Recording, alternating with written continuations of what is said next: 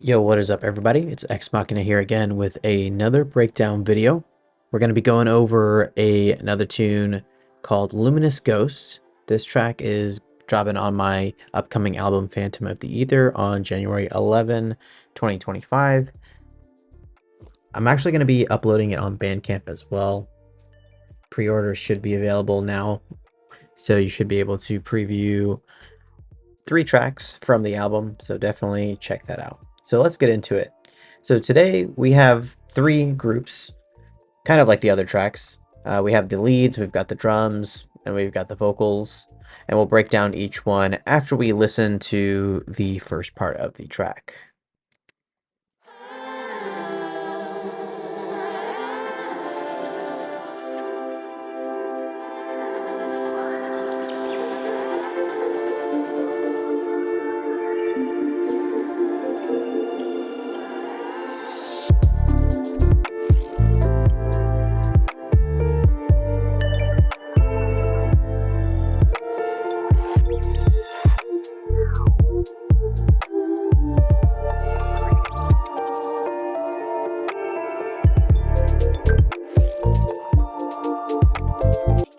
All right, so let's start there. We'll go ahead and get into the leads. So just to start off with the track, I have a piano. Normally, I like to utilize any piano, add some effects, render it to audio, and then do like a reverse vibe.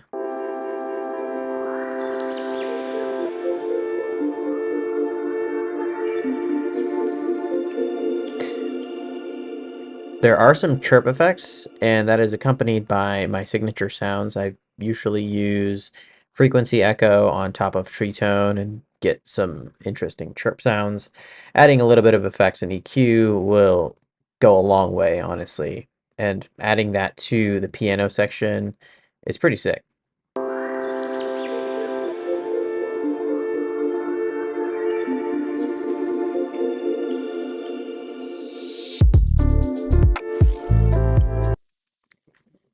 All right, and then besides that, we have the wavetable synth. Let's solo that. It's a pretty basic rhythm going on here, so and melody, and it kind of stays constant throughout the track. So that's what kind of keeps it a little bass, but also sounds nice. I didn't want to go too ham with that because we have obviously the piano that's going ham over it. Usually whenever I play my piano, I use my Ableton push, and then I'll play out some notes as it's looping constantly, and then maybe add a few things and add a few notes here or there, and maybe add some odd time signatures to some of the piano or instruments. But yeah, this one was super fun to kind of vibe and make.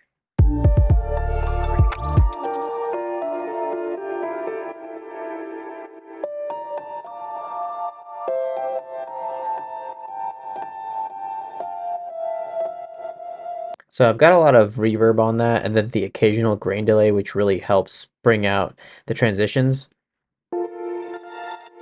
as you can hear. I've got that here as well. Adds just a nice bit of twinkle, to be honest.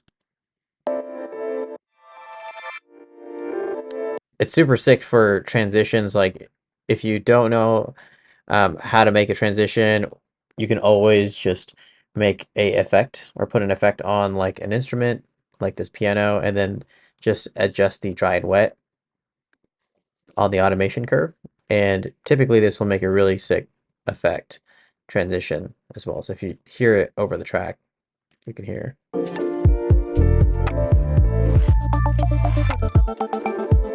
You know, I don't have any other like rise or anything like that. That's the only thing that's supporting that part, and it actually works just fine.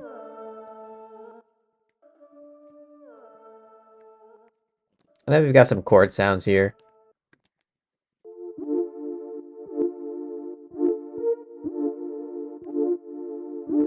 Just a supporting lead. And then we've got the wavetable again with some grain delay. of course. Good old EQ.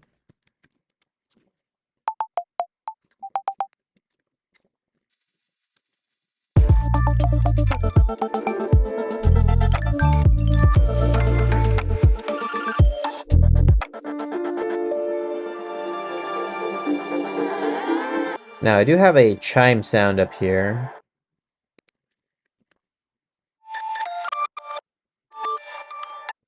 Obviously quite chopped up with some effects. You can make some pretty sloppy sounds, but as long as you make sure to just chop out the extra sounds where it clashes with other instruments, then you're golden, because you can really create some complex rhythms and melodies that way. Just by stair-stepping different sounds, same melodies, maybe stair-step, call and response all the way through the tracks. And then we've got the violin back again, but this time in its full glory. Looped, chopped and looped.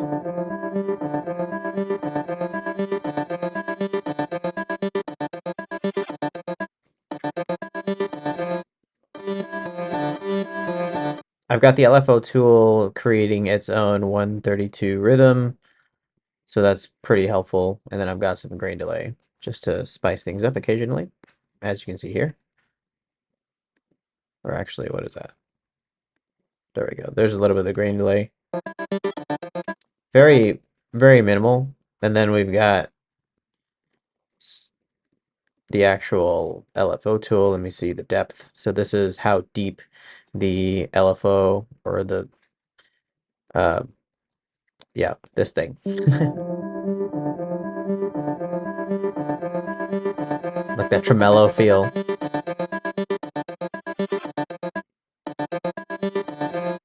I've got the smoothness at 50 so it doesn't sound too choppy. And then I have, honestly, I create my own presets here. And then I just have the 116 and 132. It just keeps things pretty easy and quick whenever I'm making these sounds. And I think that pretty much covers it for the leads. Now, if we were just listening to the leads by themselves, let me find uh, a good part here.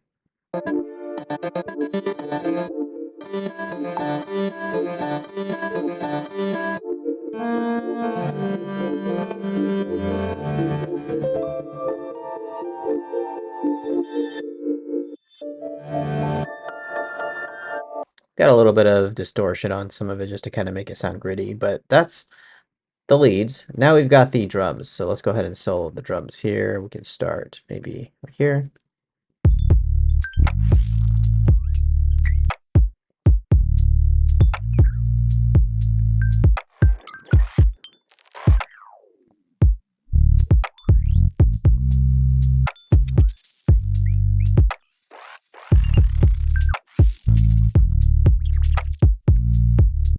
It seems like there's a lot of stuff going on, but there's really not. We just have the usual kick and bass. So I've got my own kick that I've got in my sample pack. Just add a little sauce, sometimes using drum bus and then rendering it out again, and then EQing it. And then I've got the guitar bass, Ableton stock.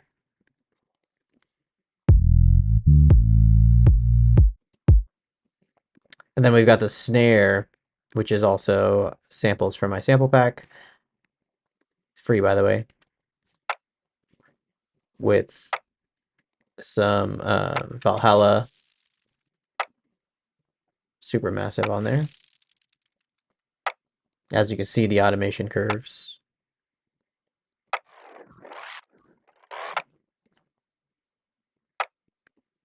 And then we've got the top. Also has a little bit of Valhalla Supermassive.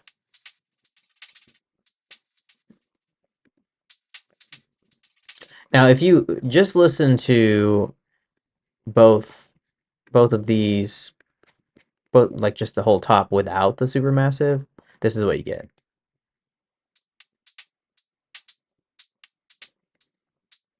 And then with it on.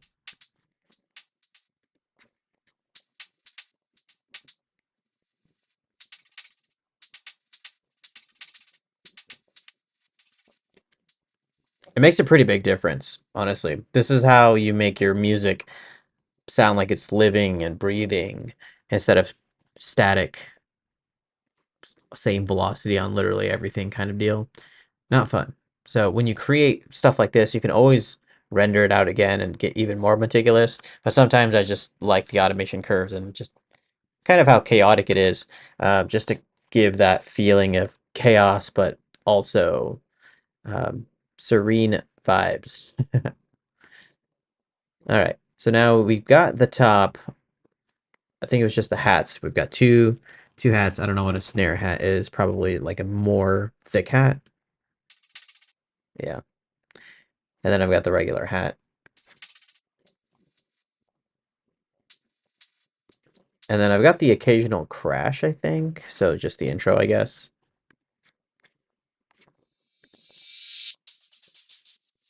Oh yeah. So one thing I'll touch on, I suppose.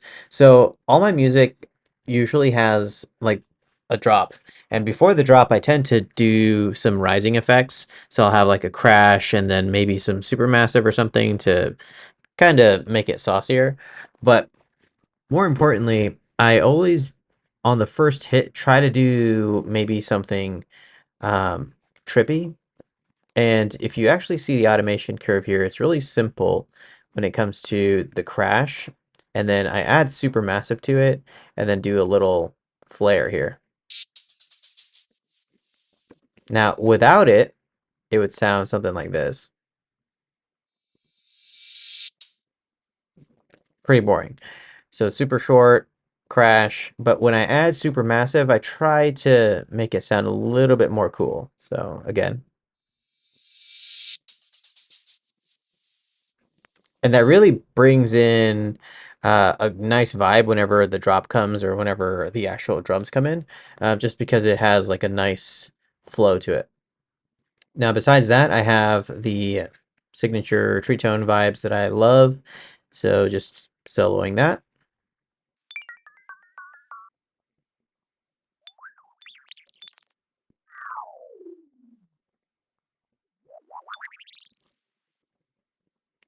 And this is again using tree tone here. As you can see, I'll typically render out my first resampled section here just by pressing a bunch of random um, tree down algorithms. I'll usually make sure it's on the proper scale so it sounds good. I'll have the wind all the way to 0 and then up the rain a little bit, and then usually drop the decay, and then maybe sometimes maybe change the spread. Just depends on what kind of sound I'm going for, high, low, or mids. And then I'll render out a nice chunk, probably throughout the whole thing, and then I'll actually play it live with knobs with frequency echo. So as I'm rendering it, I have frequency echo on top, and then I'm pretty much just playing all of the transitions throughout the track live, and then I will chop it up, and then sometimes feed it through to get some more crazy chirps, as you can see here. So that's from this sound here. And then when I use frequency echo on top and then re-render out another layer, I get. So there's a lot more that you can do the more that you layer the sounds. That's why I enjoy destructive editing so much. But yeah, you can make a lot of sauce there. And now if you were just listening to the drums again, all by itself, or actually let's add the leads with it as well this time, minus the vocals here.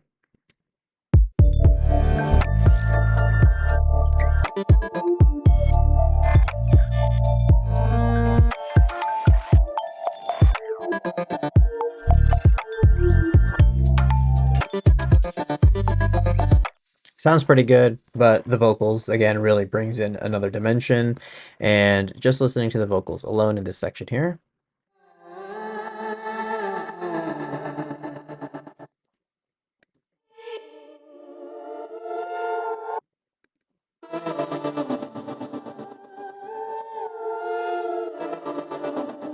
I don't know why, but the vocals give me like this ghosty kind of showgirl vibe. Like if it was like a spooky Halloween showgirl event and you have like these ghosts running around with, I don't know, um, long socks, thigh-high socks, kicking in the air. I don't know, but it just gives me that vibe. And so I don't know. I just call it luminous ghosts, but really the vocals brought in a really nice dimension to the track. And if we were to play the track with the vocals here, you'll hear that it really does give you that extra level of goodness. Oh.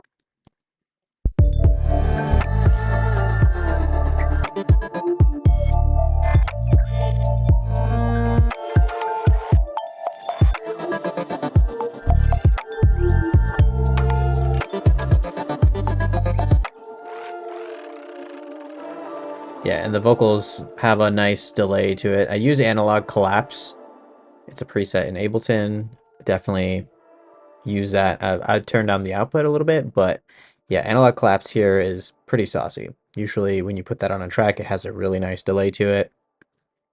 And also make sure to turn off the noise so you don't add some extra top. And then I've got usually my vocals separated in left and right. And so I'll have like the same vocal, duplicate it, and then put one far left, one far right. And then I'll drop the levels down, maybe a couple decibels each. And then I'll also maybe pitch down one of the sections here. So you can see I'll pitch it down like 12. So it gives it like a nice deep contrast. So if you hear it.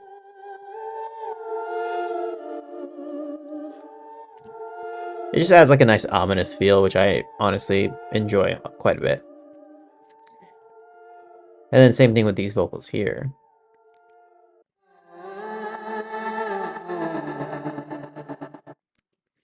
And it sounds pretty good whenever you have it all together. But as you can see also, I've been quite sparing with the vocals in this track. It's not as heavy when it comes to all of the chops, just because we have a lot of very big instruments going on throughout. So like the violin, the really heavy piano, the chimes and stuff. But yeah, I hope you guys really enjoyed that. I guess we'll play a section from the back just to kind of close this out so you can hear it all pieced together.